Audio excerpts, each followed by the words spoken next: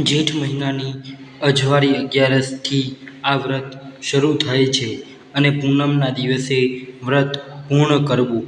અજવાળી 13સથી પણ આ વ્રત શરૂ કરી શકાય છે. વ્રત કરનારે પૂર્ણ શ્રદ્ધાથી ફક્ત ફરહાર કરવો જોઈએ. 4 દિવસ અબીલ, ગુલાલ, કંકુ અને અક્ષત અને ફૂલોથી વરલાની પૂજા કરવી જોઈએ. 5મા દિવસે વરને પાણી પાવું. સૂતરનો દોરો લઈ વરની પ્રદક્ષિણા કર્યા પછી પોતાના સ્વામીના 100 વર્ષના આયુષ્ય માટે પ્રાર્થના કરવી જોઈએ. વરની પૂજા કર્યા બાદ સતી સાવિત્રીની વાર્તા વાંચવી જોઈએ. સાંભળનારે એકાગ્ર ચિત્તે વાર્તા સાંભળવી. પૂનમના દિવસે વ્રત પૂર્ણ થયા પછી સોહાગણ સ્ત્રીઓને ચાલ્લા કરવા જોઈએ.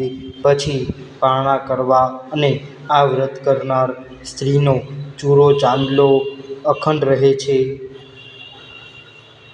સતયુગમાં ચંદ્રદેશમાં અશ્વપતિ નામે એક રાજા રાજ કરતો હતો. એ ઘણો પરાક્રમી, સદ્ગુણી, સહનશીલ ને ક્ષમાવાન હતો. કર્ણના જેવો મહાદાની હતો. બુદ્ધિમાં દેવગુરુ બૃહસ્પતિ જેવો હતો. અતિ સ્વરૂપવાન, ધીરજવાન ને ભક્તિવાળો હતો. એની પત્નીનું નામ માલવી હતું. રાજા રાણી સર્વ રીતે સુખી હતા, પરંતુ સૃષ્ટિમાં સંપૂર્ણ સુખી કોઈ નથી. રાજા અશ્વપતિ વૃદ્ધ થવા આવ્યો, પરંતુ સંતાનનું સુખ જોવાનું સદભાગ્ય તેને પ્રાપ્ત થયું ન હતું. તેથી રાજા રાણી બંને દુઃખી હતા. રાણી માલવીએ ઘણા વ્રત ઉપવાસ કર્યા, યજ્ઞ પણ કર્યા, પણ કાંઈ વર્યું નહીં. રાણી બિચારી શું કરે?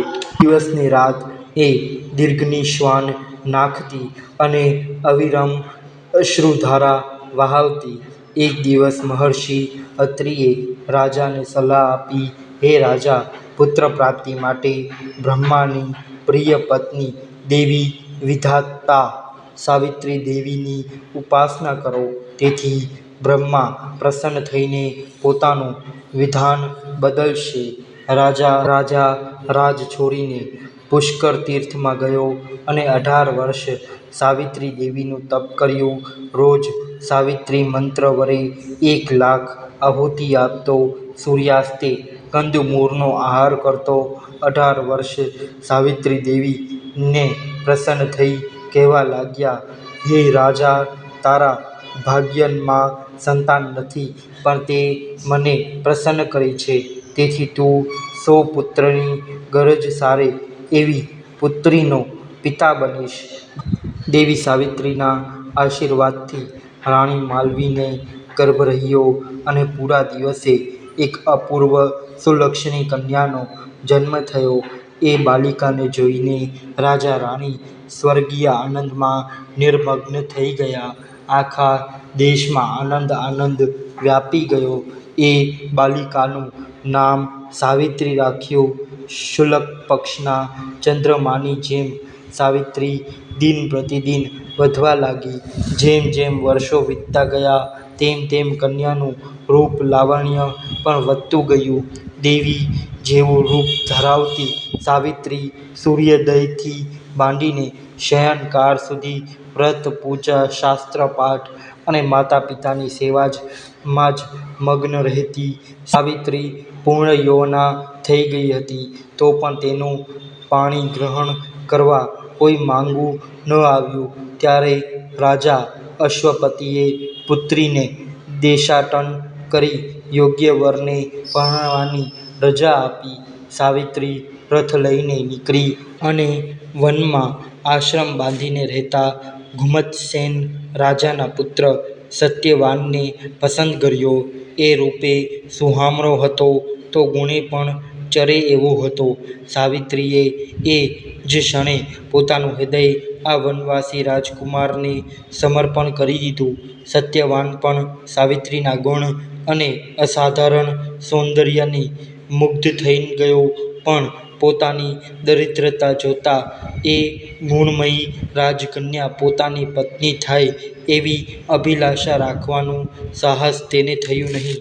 સત્યવાનને વરવાનો સંકલ્પ કરી સાવિત્રી પાછી ફરી ત્યારે દેવર્ષિ નારદ અશ્વપતિ સાથે જ્ઞાનગોષ્ઠ કરતા હતા.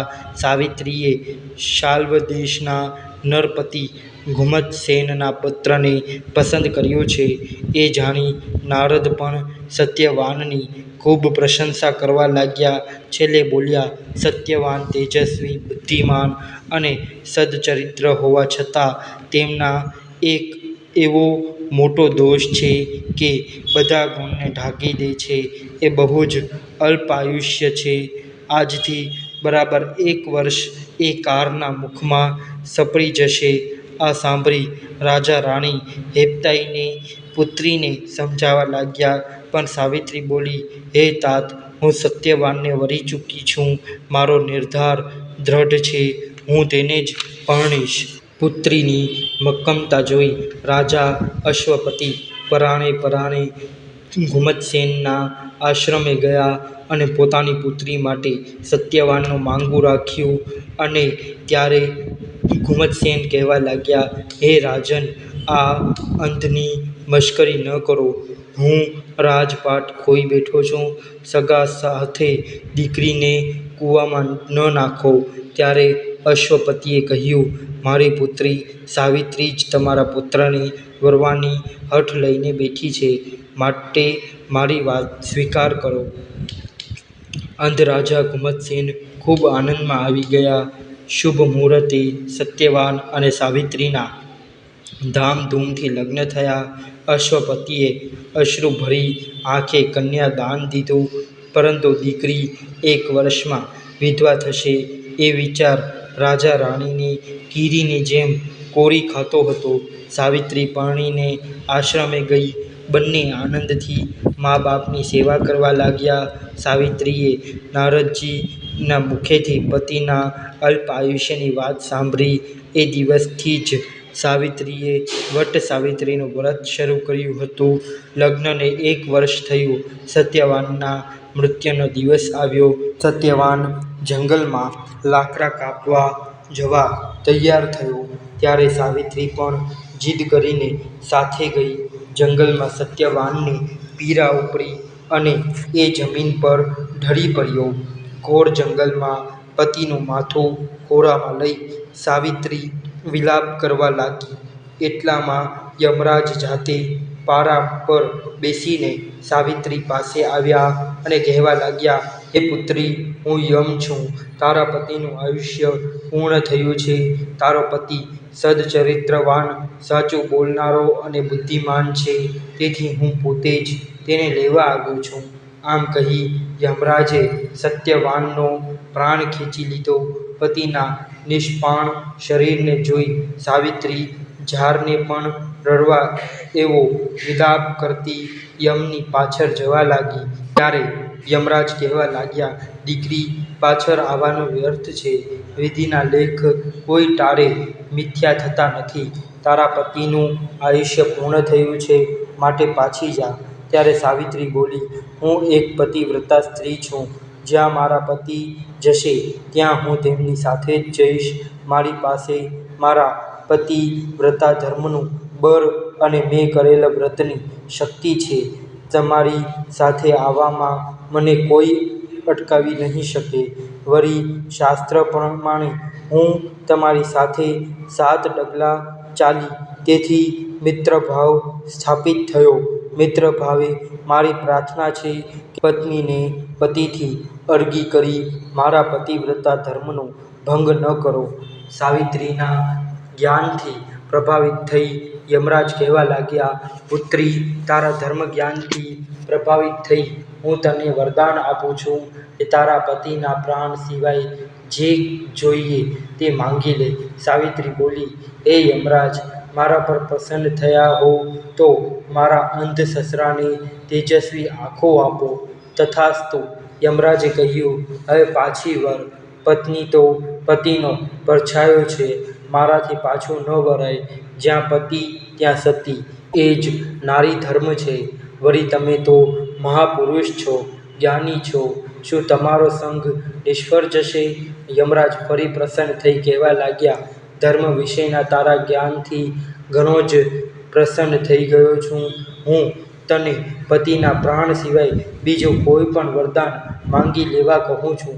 સાવિત્રી બોલી, હે દેવ, મારા પર પ્રસન્ન થયા હો તો મારા સસરાને રાજ પાછું આપો. તથાસ્તુ. યમ બોલ્યા, દીકરી, હવે રસ્તો વિકટ આવે છે, માટે સમજીને પાછી વળ. ત્યારે સાવિત્રી ફરી વિનવવા લાગી, સૃષ્ટિના જીવમાત્રને નિયમમાં રાખનાર હે યમરાજ, શરણે આવેલાનું રક્ષણ કરવાનો તમારો ધર્મ છે. તમે મને દીકરી કહીને બોલાવો છો, વળી હું તમારા શરણે છું, તો મારું રક્ષણ કરો. હે પુત્રી, તારી મધુર વાણીથી પ્રસન્ન થઈ હું તને પતિના પ્રાણ સિવાય બીજું કાંઈ પણ માંગવા કહું છું.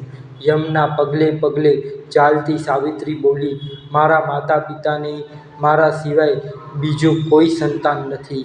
તમે પ્રસન્ન થયા હો તો તેમને 100 પુત્ર આપો, જેથી તેમનો વંશ વેલો હંમેશા ચાલુ રહે.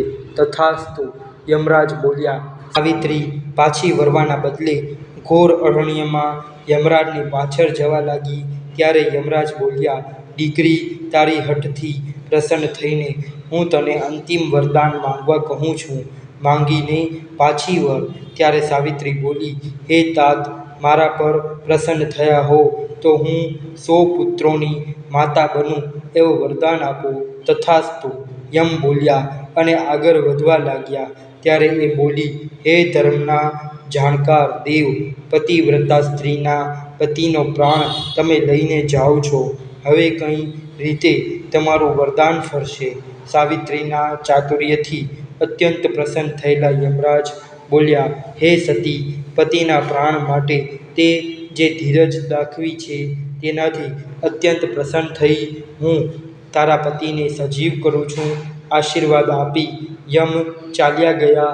સાવિત્રી પતિના નિષ્પાણ દેહ સાથે આવી પતિનું માથું ખોળામાં લેતા જ સત્યવાન ભર ઊંઘમાંથી જાગ્યો હોય એમ આંખો ચોળતો બેઠો થયો. સાવિત્રીની આંખમાં હર્ષના આંસુ આવી ગયા. યમના વરદાનના પ્રતાપે અંધ ગુમતસેનને આંખો મળી રાજ પાછું મળ્યું. સમય જતાં રાજા અશ્વસેન અને માલવી 100 પરાક્રમી પુત્રના મા બાપ બન્યા અને સાવિત્રી પણ ગુણવાન પુત્રોની માતા બની. વટ સાવિત્રી વ્રતનો આવો પ્રતાપ છે. હે બ્રહ્માને પ્રિય માં સાવિત્રી, જેવા સતી સાવિત્રીને ફર્યા તેવા વ્રત કરનાર સૌને ફરજો.